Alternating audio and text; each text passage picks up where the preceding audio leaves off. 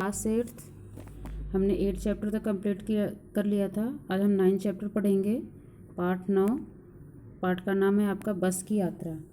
इस चैप्टर में आपको एक व्यंग प्रधान है, अर्थात इसमें जो कहने का जो राइटर का लय है वो एक व्यंग के रूप में है। और दूसरा यहाँ पे ये चीज़ बताया गया है कि हमारे जीवन में ऐसे बहुत सारी परिस्थितियाँ आती हैं जो हमारे जीवन के विपरीत होती हैं, लेकिन उसमें भी हम क्या करते हैं कि हंसी मजाक करते हुए अपने जीवन में कुछ सुख का पल खोज लेते हैं। तो वही चीज़ यहाँ पे बताई गई है कि राइटर बस की यात्रा करता है और उस समय उनके जीवन में कैसी परिस्थितियाँ होती है, उस पल में भी वो अपने खुशी के 2 पल ढूंढने का प्रयास करते हैं, जो कि हम उनकी बस यात्रा के माध्यम से समझेंगे। चैप्टर को स्टार्ट करते हैं। यहाँ से हम 5 मित्रों ने तय किया कि शाम 4 बजे की बस से चले। पन्ना से इसी कंपनी की बस सतना के लिए घंटे भर बाद मिलती है, जो जबलपुर की ट्रेन मिला देती है। सुबह घर पहुंच जाएंगे। हम में से 2 को सुबह काम पर हाजिर होना था, इसीलिए वापसी का यही रास्ता अपनाना ज़रूरी था। लोगों ने सलाह दी कि समझदार आदमी इस शाम वाली बस से सफ़र नहीं करते। क्या रास्ते में डाकू मिलते हैं? नहीं, बस डाकिन है। अर्थात उन्होंने ये बताया कि जो बस है वो खुद ही एक डाकू है या डाकिन है, ऐसा उनके कहने का मतलब था, मजाक में। आगे नेक्स्ट, बस को देखा तो श्रद्धा उमड़ पड़ी। खूब वयोवृद्ध थी, सदियों के अनुभव के निशान लिए हुई थी। लोग इसलिए इससे सफ़र नहीं करना चाहते कि वृद्धावस्था में इससे कष्ट होगा। यह बस पूजा के योग थी, उस पर सवार कैसे हुआ जा सकता, अर्थात वो बस बहुत पुरानी थी।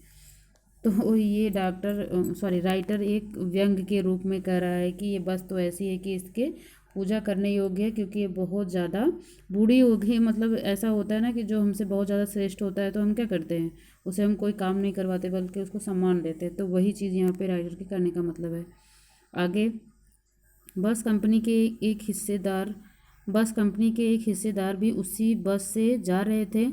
हमने उनसे पूछा, यह बस चलती भी है? वह बोले, चलती क्यों नहीं है जी, अभी चलेगी। हमने कहा, वही तो हम देखना चाहते हैं, अपने आप चलती है यह?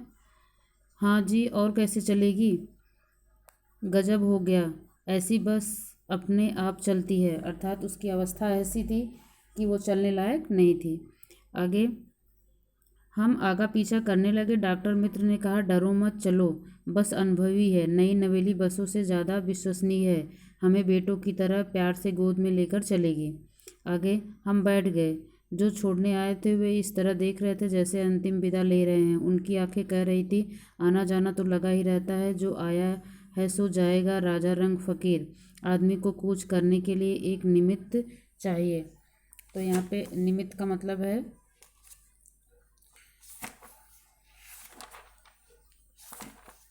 यहाँ पे निमित्त का अर्थ है कि कारण या फिर एक साधन। कूच करने के लिए मतलब आगे बढ़ने के लिए एक साधन चाहिए। ठीक है, तो आगे यहाँ पे लिखा है साधन या फिर कारण, अर्थात किसी भी काम को करने के लिए या फिर हमें आगे बढ़ने के लिए साधन की ज़रूरत होती है या फिर कोई कारण ज़रूरी होती है। ठीक है, उसके आगे इंजन सचमुच स्टार्ट हो गया। ऐसा जैसे सारी बस ही इंजन है और हम इस इंजन के भीतर बैठे हैं। कांच बहुत कम बचे थे, अर्थात उसके कांच टूटे हुए थे। जो बचे थे उनसे हमें बचना था। हम फौरन खिड़की से दूर सरक गए, अर्थात जो थे वो टूटे फूटे थे तो उनसे और भी ज़्यादा चोट लगने का डर था।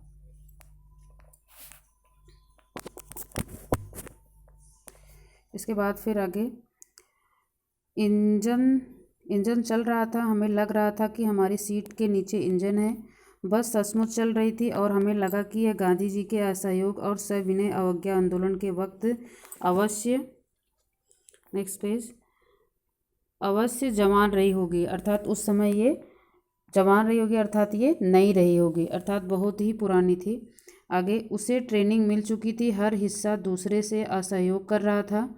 पूरी बस सविनय अवज्ञा आंदोलन के दौर से गुजर रही थी। असहयोग कर रहा था मतलब एक ऊर्जा मतलब एक हिस्सा दूसरे हिस्से का सहयोग करने में असमर्थ था, अर्थात बहुत पुरानी हो गई थी। आगे, सीट की बॉडी से असहयोग चल रहा था। कभी लगता सीट बॉडी से अलग आगे भागी जा रही है। 8-10 मील चलने पर सारे भेदभाव मिट गए। यह समझ में नहीं आता था कि सीट पर हम बैठे हैं या सीट हम पर बैठी है।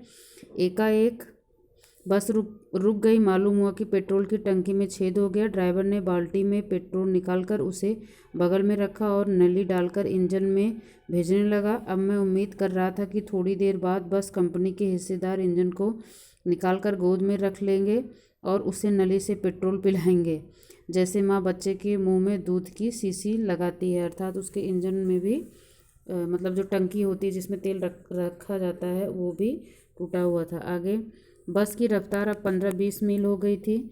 मुझे उसके किसी हिस्से पर भरोसा नहीं था। ब्रेक फेल हो सकता था, स्टीयरिंग टूट सकता है। प्रकृति के दृश्य बहुत लुभावने थे। दोनों तरफ हरे भरे पेड़ थे जिन पर पक्षी बैठे थे। मैं हर पेड़ को अपना दुश्मन समझ रहा था। जो भी पेड़ आता डर लगता कि इससे बस टकराएगी। वह निकल जाता तो दूसरे पेड़ का इंतजार रहता। झील दिखती तो सोचता कि इसमें बस गोता लगा जाएगी। अर्थात ऐसा लग रहा था कि राइटर को ऐसे लग रहा था कि बस जो है वो अनकंट्रोल है। आगे, एकाएक फिर बस रुकी। ड्राइवर ने तरह तरह की तरकीबें की पर वह चली नहीं। सविनय अवज्ञा आंदोलन शुरू हो गया था। कंपनी के हिस्सेदार कह रहे थे बस तो फर्स्ट क्लास है जी, यह तो इत्तेफाक की बात है। यहाँ पे राइटर बताते हैं कि सविनय अवज्ञा आंदोलन शुरू हो गया था। कंपनी के हिस्सेदार अर्थात जो बैठे थे वो ये कह रहे थे बस तो फर्स्ट क्लास है, अर्थात तो बहुत अच्छा है, बाकी तो इत्तेफाक की बात है। अर्थात बस तो बिल्कुल अच्छी है, बाकी तो संजोग की बात होती है कि कभी इत्तेफाक का मतलब होता है संयोग की बात होती है कि कभी बस ख़राब भी हो सकती चाहे कितनी भी नई हो। आगे, क्षणिक चांदनी से वृक्षों की छाया के नीचे वह बस बड़ी दयनीय लग रही थी। लगता जैसे कोई वृद्धा थक कर बैठ गई हो। हमें ग्लानि हो रही थी कि बेचारी पर लदकर हम चल रहे हैं। अगर इसका प्राणांत हो गया तो इस बियाबान में हमें इसकी अंत्येष्टि करनी पड़ेगी। ठीक है, तो यहाँ पे प्राणांत का मतलब है प्राण का अंत हो जाना। ठीक है, तो अर्थात जब ये बिल्कुल ही ऐसी हो जाएगी कि ये चल ही नहीं सकेगी, तो इस बियाबान का मतलब इस सुनसान जगह में अर्थात इस जंगल में। तो फिर क्या होगा, अंत्येष्ट का मतलब क्या होता है कि जैसे दाह संस्कार जो होता है, अर्थात जब किसी की मृत्यु हो जाती है तो जो दाह संस्कार करते हैं उसी को क्या कहते हैं, अंत्येष्टि। आगे, हिस्सेदार साहब ने इंजन खोला और कुछ सुधारा। बस आगे चली। उसकी चाल और कम हो गई थी। धीरे धीरे वृद्धा की आंखों की ज्योति जाने लगी। चांदनी में रास्ता टटोल कर वह रेंग रही थी, अर्थात वो बहुत धीरे धीरे चल रही थी। आगे या पीछे से कोई गाड़ी आती दिखती तो वह एकदम किनारे खड़ी हो जाती और कहती निकल जाओ बेटी, अपनी तो यह उम्र ही नहीं रही। एक पुलिया के ऊपर पहुंचे ही थे कि एक टायर फिस करके बैठ गया। वह बहुत जोर से हिलकर थम गई। अगर स्पीड में होती तो उछलकर नाले में गिर जाती। मैंने उस कंपनी के हिस्सेदार की तरफ पहली बार श्रद्धा भाव से देखा। वह टायरों की हालत जानते हैं फिर भी जान हथेली पर लेकर इसी बस से सफ़र कर रहे हैं। उत्सर्ग की ऐसी भावना दुर्लभ है।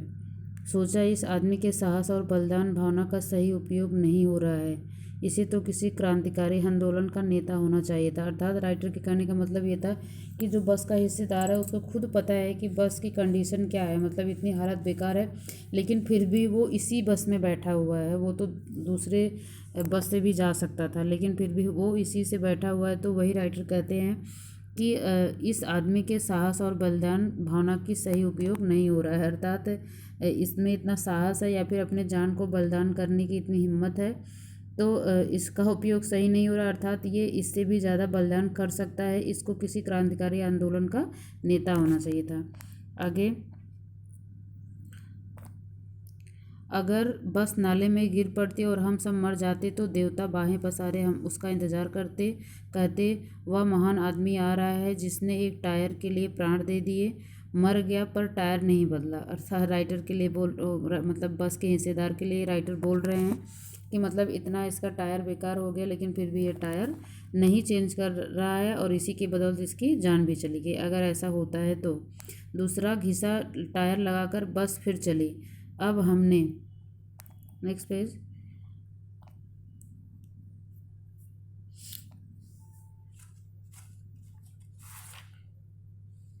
अब हमने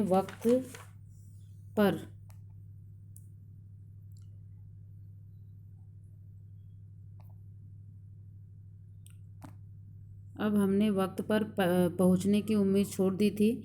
पन्ना क्या, कहीं भी कभी भी पहुंचने की उम्मीद छोड़ दी थी। लगता था जिंदगी इसी बस में गुजरनी है और इससे सीधे उस लोक को प्रयाण कर जाना है। प्रयाण का मतलब यहाँ पे प्रयाण है। प्रयाण का मतलब होता है यहाँ पे प्रस्थान करना या फिर मरना। अर्थात राइटर घर पहुँचने की एकदम उम्मीद छोड़ चुके थे। वो ये सोच रहे थे कि अब इस बस से हम सीधे स्वर्गलोक ही जाएंगे, अब हम अपना प्राण त्याग देंगे। आगे, इस पृथ्वी पर उसकी कोई मंजिल नहीं है। हमारी बेताबी तनाव ख़त्म हो गए। हम बड़े इत्मीनान से घर की तरफ बैठ गए। चिंता जाती रही, हंसी मजाक चालू हो गया। अर्थात वो ठीक ठाक घर पहुंच गए और उनका ये जो हंसी मजाक था वो स्टार्ट ही था। तो यहाँ पे राइटर क्या है कि कभी कभी ऐसा माहौल आता है या ऐसा पल आता है लेकिन उसमें भी हम खुशी के कुछ क्षण ढूंढ लेते हैं। अर्थात राइटर ऐसे कंडीशन में थे, बस ऐसी थी और वो सफ़र कर रहे थे। लगता था कि ऐसी ऐसी हालत में हम घर पहुँच भी पाएंगे, नहीं पहुँच पाएंगे, लेकिन फिर भी उसमें भी उन्होंने खुशी के दो पल निकाल लिए थे। तो ये राइटर के कहने का मतलब है कि जीवन में ऐसी बहुत सारी परिस्थितियाँ होती हैं, हमें उससे उदास नहीं होना चाहिए बल्कि उसमें भी हमें खुश होने का रास्ता ढूंढना चाहिए। तो आज ये आपका कंप्लीट हो गया चैप्टर। बच्चों आप ये ध्यान दोगे कि इसमें जो भी आपको वर्क करवाया जाता है आप साथ के साथ करो और थोड़ा स्पीड से काम करो क्योंकि आपका पेपर नज़दीक है। और जो भी आपको चैप्टर करवाया जा रहा है उसको साथ के साथ करते रहो और उसको प्लस पढ़ते रहो और याद करते रहो। इसमें इतना ज़्यादा आपका बड़ा क्वेश्चन आंसर भी नहीं है और इतना ज़्यादा वर्क भी नहीं हो रहा है। बुक वर्क आपको बुक में ही फिल करना है, बस शब्द अर्थ और डिफ़िकल्ट वर्ड कॉपी में लिखते होगे और क्वेश्चन आंसर लिखते होगे। तो साथ के साथ आप बुक का वर्क और कॉपी का वर्क दोनों ही याद करते चलो और ध्यान रहे शब्द अर्थ भी आपको याद करना है क्योंकि पेपर में शब्द अर्थ भी आएगा। और आपका फर्स्ट से लेके 10 चैप्टर तक आपका हिंदी फर्स्ट में आएगा, बाकी हिंदी सेकंड में जितना करवाया है उतना आएगा आपका।